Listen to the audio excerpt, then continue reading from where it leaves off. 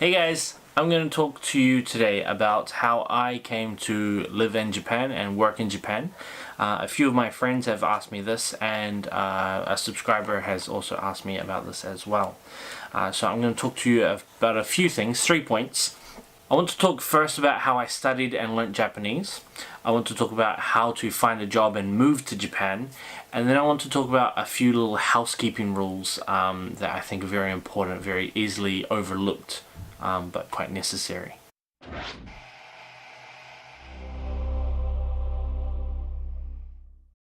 First of all, I just want to say that I'm not a master at Japanese. I have been studying Japanese since the beginning of high school, so I'm conversational, but I still make a lot of mistakes. So I did 5 years in high school, which turns out to be the equivalent in New Zealand of the first year of university. I did, obviously, graduated university with a double major in Japanese and linguistics, so I finished my university. But I also did a 4-month, 1 semester study abroad in Kansai Gaidai, which is between Osaka and Kyoto. It's like right in the middle. Now, as for the actual studying of Japanese, I think what I did in high school, which really helped me, was I made friends with a lot of the Japanese exchange students. I find that the more you actually use the language rather than just studying from books, I think helps a lot. Even if all you can do is a jiko shokai, which is a self-introduction, I think that's extremely important. Just to continue practicing using the language on a daily basis if possible, but kind of just getting used to not just the sounds, but it might sound a little bit weird, but like actually using your mouth in the right kind of way. Languages have different makeups, and so you're used to English sounds, English positions.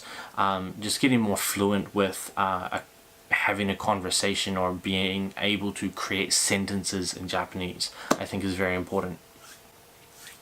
For beginners of Japanese, I really suggest the Genki books. They are what I used in university, both in New Zealand and actually at Kansai Gaidai. They come in Genki 1 and Genki 2, and I think each Genki book has 2 books, like a textbook and a workbook. They are extremely useful, and they're just fantastic. They're very user-friendly. And they are just easy to understand. The explanations are quite good. If you're more of an advanced Japanese learner, I recommend these books here. It's a bit blurry, but these are called Nihongo So Matome, which means Summary of Japanese. When you're doing Genki books, they teach you how to be conversational. They get you to a certain level, which is about N3. So N1 is the highest, N2, N3, N4, N5. There's 5 levels. These books, while they're different in structure to the Genki books, these are structured around the levels of the JLPT, the Japanese Language Proficiency Test, or Nihongo Noroku Shiken.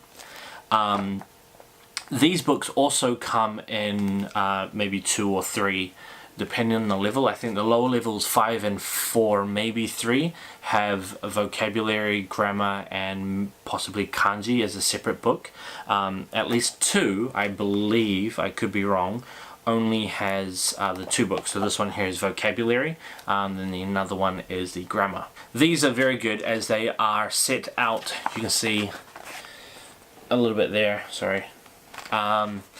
Daisanshu, so the 3rd week, and then futsukame, so the 2nd day. So they're broken into 2 pages of study per day, and over weeks. At the end of each week they give you a test, and then after I think a few weeks is a bigger test, and the tests kind of look like this.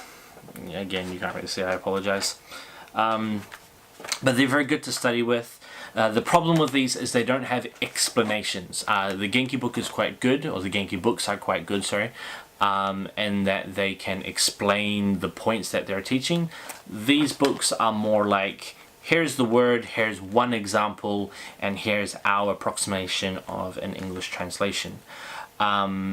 while that's good a lot of the time and good enough a lot of the time, sometimes when you're wanting more of an explanation about why do you say this and not that, especially when you find that there's grammar points that are ridiculously similar and their one explanation is not good enough to explain the differences between those two meanings, why would I say this and not that, then this book is not so good.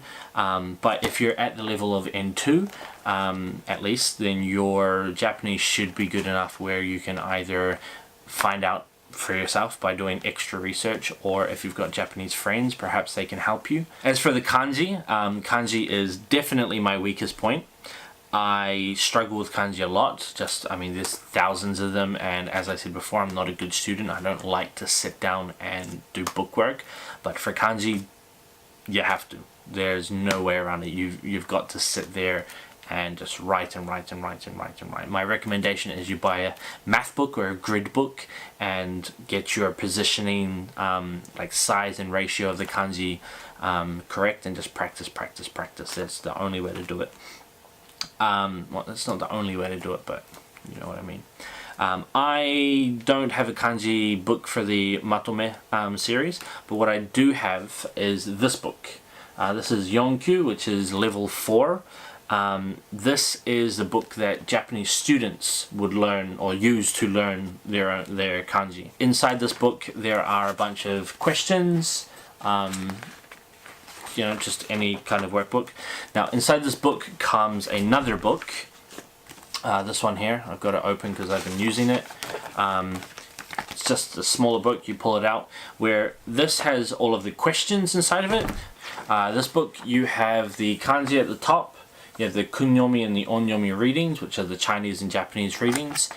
You have a example of what the kanji might mean as a verb or possibly a noun sometimes. The kanji in this book is a little bit difficult for me. They are the same level as a 12 or 13-year-old Japanese student. There's no real way for me to say this is how you should study. Everyone is different, and I'm sure you know that by going to school. In saying that though, there are many apps that you can buy on your phone or tablet, or not buy, that you can get for free. Things like Duolingo, Memrise, there's Anki flashcards, there's lots of science behind how they work and all that sort of stuff. Look into them, I suggest. As for learning kanji, I do have a little bit of advice. I really suggest studying the radicals once you get to a certain level of your kanji ability. Once you're able to read and write a decent amount, maybe 2,000 or 3,000 kanji. I would recommend really learning the difference between the onyomi and the kunyomi. So learning the radicals and the onyomi kunyomi, those alone will, one, help you kind of understand the gist of kanji that you don't understand sometimes when you're reading. If you're learning the onyomi kunyomi and you understand the difference, then when you're listening to having a conversation with someone, they say something you don't understand, if you can visualize the meanings of the sounds that they've used to create that word, you might be able to picture the kanji in your mind and therefore understand what it means just by that. Which is quite useful, and it's the same way that people listening to English speakers can put words together. If I say fire truck, fire and truck, put it together, it's a fire truck. So it's pretty much the same concept. Okay, point 2, how to live in Japan.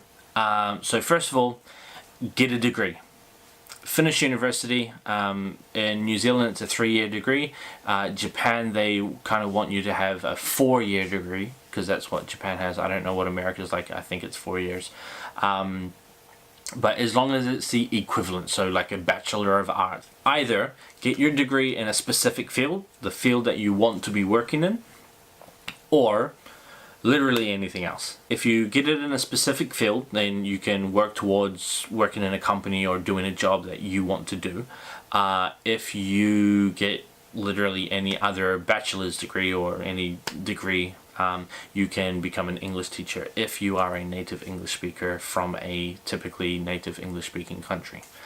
If you want to not be an English teacher, then you have to be much more prepared. You kind of have to know exactly what you want to be doing, and it's a lot more work to find a company to take you on. In saying that, programming, I believe, is one of the, if not the most sought after profession.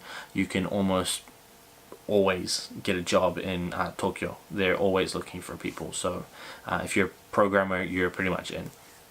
If you do want to be an English teacher, you have three options. Well, you probably have more than three options, but predominantly three. You can be an eikaiwa teacher like I am. You work in an English conversation school. You can apply to go on the JET program, the Japanese English Teaching Program, I think. They're really good. Or you can be an ALT, an assistant language teacher, which is what the JET program is. It's just without the JET program. I'm not going to talk about how to do that or whatever, so just Google it, or maybe leave a comment down below if you want to know something specific. I don't know a lot of information as I'm not doing those other two, but as for eikaiwa teaching, just Google. Find what an eikaiwa is, find companies that might be looking for new employees. Google search eikaiwa and just apply for everything. What you want to be looking for is a company that will pay for your flights if possible, but definitely a company that will sort you out with a house. If you have to organize your own house, it's going to be a pain in the ass. It costs a lot of money, a lot of time.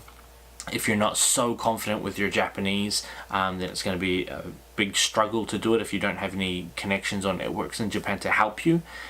So just find someone that can organize that for you.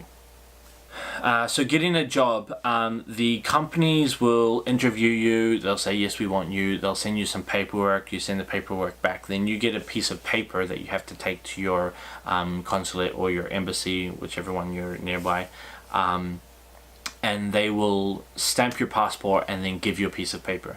You want to keep that piece of paper, because I did not, and it caused a lot of problems, and I almost got kicked out of Japan before even really setting foot in there.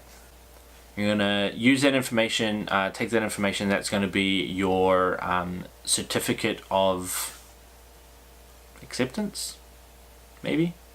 You're going to arrive in Japan. They're going to give you a card, a Zairyu card. It's pretty much it's called Alien Registration Card. That's going to have all your visa details and visa information on it. If you're unlucky, you'll have a 1-year visa. If you're normal, I guess, you have a 3-year visa. Or if you're like me, or I think Kiwis, New Zealanders and Australians tend to get this a lot, it's a 5-year visa, which is pretty good. You need to carry your Zairyu card with you at all times. It is your proof of, or the evidence for you to be allowed to be in Japan, to show that you're not an illegal immigrant or something like that. So the main points are just graduate university, get your degree. You don't need to be speaking Japanese to work in eikaiwa. In fact, they don't actually want you to speak English. Speak Japanese.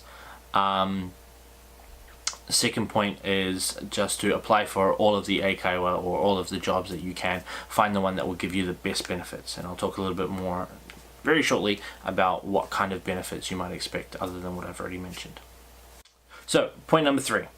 Just real quick, I want to mention about a few little things that might seem obvious to many people, but can also be very easy to just push aside and say, I'll do it later, and then forget about it, or just really not even think about it at all. So first of all, you'll get your Zairyu card when you arrive in Japan, your alien registration card. You will that holds all of your visa information.